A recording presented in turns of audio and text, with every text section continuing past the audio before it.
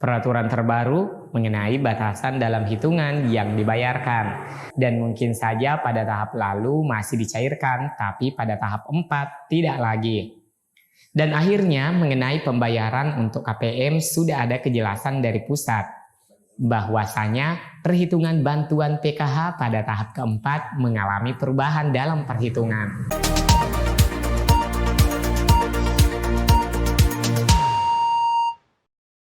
Assalamualaikum warahmatullahi wabarakatuh. Jumpa lagi bersama saya Amran. Semoga teman-teman selalu dalam keceriaan, diliputi dengan rasa kebahagiaan. Amin ya rabbal alamin. Teman-teman, banyak yang bertanya bantuannya berkurang di tahap ini dan menghubungkan pencairan lewat pos dengan jumlah nominal yang diterima. Nah, apakah ada hubungannya kira-kira? Ya mungkin kebetulan saja begitu ya teman-teman, sehingga beberapa KPM merasakan pencairan kali ini berbeda dengan sewaktu pencairan lewat KKS. Ada apa ya sebenarnya? Progres atau perkembangan penyaluran bantuan PKH hingga saat ini berlangsung. Namun komplain beberapa pengaduan teman-teman kita, baik itu ditanyakan langsung melalui pendamping sosial maupun curhatan-curhatan di media sosial dan grup-grup mengenai bantuan PKH ada yang berubah. Karena yang terbayarkan tidak sesuai dengan komponen keluarga yang dimiliki.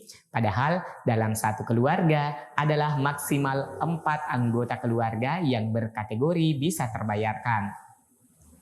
Namun pada pencairan kali ini terasa berbeda ya teman-teman, sewaktu pencairan lewat KKS. Nah, masalah ini sudah ada jawaban dari pusat yang kami terima di sini. Dan pada kesempatan kali ini, saya akan mencoba memberi pemahaman mengenai bantuan PKH yang diberlakukan pada tahap keempat ini. Dan berapa seharusnya yang semestinya diterima bagi keluarga penerima manfaat PKH. Nah, teman-teman, melalui video ini, saya akan mencoba menjelaskan penyebabnya dan apa yang harus dilakukan oleh teman-teman yang mengalami permasalahan ini. Namun, sebelum kita lanjut, bagi teman-teman yang baru berkunjung dan belum mengaktifkan subscribe dan lonceng notifikasinya, agar di-subscribe dulu dan lonceng notifikasinya diklik, agar teman-teman mendapatkan notifikasi sekiranya ada video terbaru yang berkaitan dengan Bansos PKH, BPNT, dan Bansos pemerintah lainnya. Dan bagi teman-teman yang sudah subscribe, saya doakan dimudahkan segala urusannya dan diberikan rezeki yang tak terduga dari segala penjuru. Amin ya rabbal alamin. Sobat YouTube, perlu kita ketahui bahwa perubahan kebijakan serta sistem bansos berbasis DTKS yang dilakukan oleh Kementerian Sosial untuk menangani program PKH maupun BSP Sembako menimbulkan banyak pertanyaan. Pasalnya banyak dikeluhkan oleh KPM bahwa bantuan yang diterima tidak sesuai dengan komponen dan kategori yang dimiliki.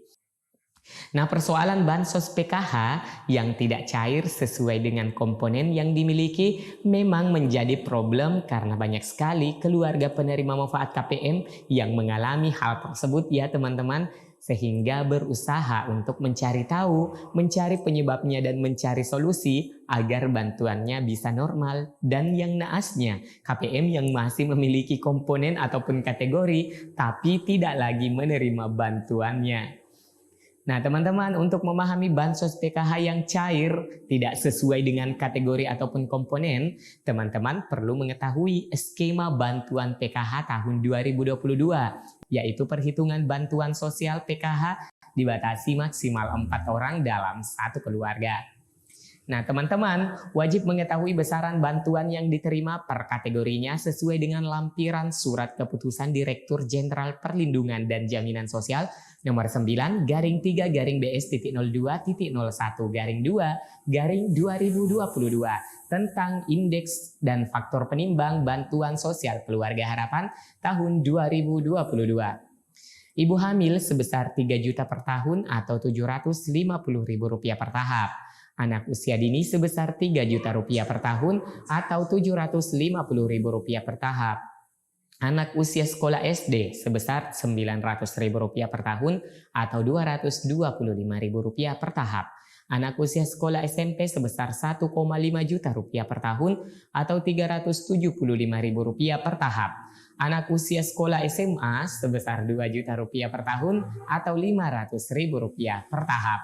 Lanjut usia sebesar 2,4 juta rupiah per tahun atau Rp600.000 per tahap. Penyandang disabilitas berat sebesar 2,4 juta rupiah per tahun atau Rp600.000 per tahap. Dengan memahami besaran bantuan, teman-teman KPM PKH akan mengetahui apakah bantuannya berbeda dengan tahap sebelumnya. Nah, kemarin tepatnya kami SDM PKH menerima pemberitahuan dari saluran WhatsApp di mana pemberitahuan itu merupakan siaran terusan dari PKH Pusat mengenai bantuan PKH. Meskipun jumlah yang dibayarkan per kategorinya tidak berubah, akan tetapi perhitungan data bayar untuk kategorinya dibatasi.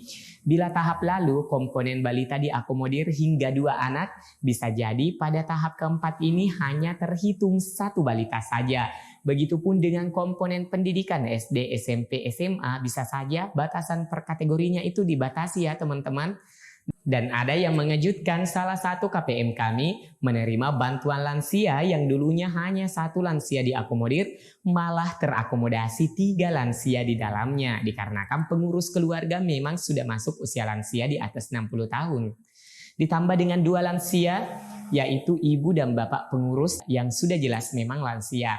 Sehingga 3 lansia terbayarkan. Namun, untuk permasalahan perhitungan data bayar sudah ada kejelasan mengenai ada perubahan. Namun, belum ada pemberitahuan secara resmi ya teman-teman, sehingga saya pada kesempatan kali ini belum bisa memberikan informasi detailnya mengenai apa saja yang berubah dalam perhitungan data bayar tahap 4 ini. Jadi, bila teman-teman ada yang mengalami perbedaan jumlah nominal yang dibayarkan, maka dengan adanya informasi ini, teman-teman bisa paham masalah ini ketika ada yang berbeda jumlah yang dibayarkan. Jadi ya teman-teman, tidak ada keterkaitan pencairan lewat di mana, apakah itu lewat pos ataupun lewat KKS. Jadi intinya, perubahan nominal data bayar karena memang kebijakan terbaru dari Kementerian Sosial mengalami perubahan. Nah, meskipun jumlah nominal per kategorinya masih sama, yaitu masih menggunakan keputusan Direktur Jenderal Perlindungan dan Jaminan Sosial nomor 9-BS-02-01-2-2022 tentang indeks dan faktor penimbang bantuan sosial program Keluarga Harapan tahun 2022, yakni ibu hamil sebesar 3 juta rupiah per tahunnya atau Rp750.000 per tahap. Anak usia dini sebesar 3 juta rupiah per tahun atau Rp750.000 per tahap. Anak usia sekolah SD sebesar Rp900.000 per tahun atau Rp225.000 per tahap. Anak usia sekolah SMP sebesar 1,5 juta rupiah per tahun atau Rp375.000 per tahap. Anak usia sekolah SMA sebesar 2 juta rupiah per tahun atau Rp500.000 per tahap. Lanjut usia sebesar 2,4 juta rupiah per tahun atau Rp600.000 per tahap. Penyandang disabilitas berat sebesar 2,4 juta rupiah per tahun atau Rp600.000 per tahap. Jadi teman-teman sampai di sini paham kan? Pembayaran per kategorinya itu masih tetap. Hanya saja batasan jumlah per kategori yang dibayarkan itu berbeda dengan tahap sebelumnya. Namun berbeda bila kategori PKH tidak cair sama sekali, itu dikarenakan data yang tidak sinkron atau data kependudukan yang belum aktif Dukcapil. Nah, untuk bantuan kategori yang tidak cair ada beberapa penyebab dan solusinya agar teman-teman bisa mengatasi kenapa bansos PKH-nya tidak cair atau cair namun tidak sesuai dengan komponen. Nah, yang pertama, komponen kesehatan. Adapun penyebab komponen balita tidak cair bansos PKH-nya itu dikarenakan komponen balita tersebut tidak masuk dalam kependudukan atau belum dimasukkan dalam kartu keluarga. Sehingga ketika dilakukan pemadanan data oleh Kementerian Sosial dan Dispenduk Capil, data komponen balita tersebut tidak ditemukan. Nah, penyebab lain adalah data balita tersebut belum online dalam data Dukcapil. Sehingga ketika dilakukan pemadanan data oleh Kementerian Sosial dan Dispenduk Capil, data komponen balita tersebut tidak ditemukan. Nah, teman-teman, begitu ya. Tadi penyebab pencairan terasa berbeda dengan pencairan lewat KKS. Padahal mau cair dimanapun, baik itu lewat pos maupun lewat bank himbara, yang dibayarkan adalah yang sesuai komponen keluarga yang masuk dalam data bayar. Jadi teman-teman, tergantung dari batasan jumlah per kategori yang diakomodasi pada program Keluarga Harapan. Dan kebijakan tersebut bisa saja berubah pada setiap tahapnya. Nah teman-teman, jika berita ini bermanfaat, silahkan di-share dan tanggapi beritanya dengan like ataupun dislike. Dan jangan lupa subscribe dan aktifkan lonceng notifikasinya. Saya Amran, sampai jumpa di video selanjutnya. Wassalamualaikum warahmatullahi wabarakatuh.